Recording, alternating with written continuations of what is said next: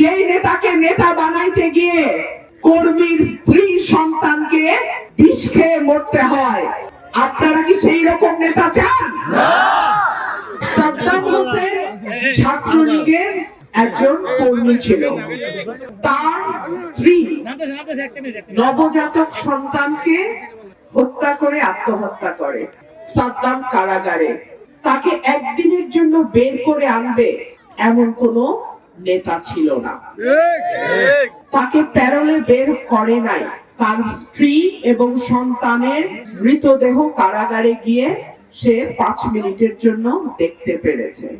যাদের পেছনে সাদ্দামের মতন কর্মীরা গত 15 বছর রাজনীতি করেছে, যাদেরকে সাদ্দামের মতো কর্মীরা নেতা বানিয়েছে, তারা কিন্তু সাদ্দামের পরিবারের খবর নেয় নাই।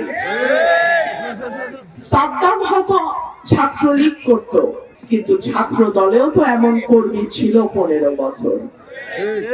যেই নেতা কর্মীর পরিবারের খবর রাখে না, যেই নেতাকে নেতা বানাইতে গিয়ে কর্মীর দিন শেষে কারাগারে জায়গা হয়, যেই নেতাকে নেতা বানাইতে গিয়ে কর্মীর স্ত্রী সন্তানকে বিষ খেয়ে মরতে হয়, আপনারা কি সেই রকম নেতা চান?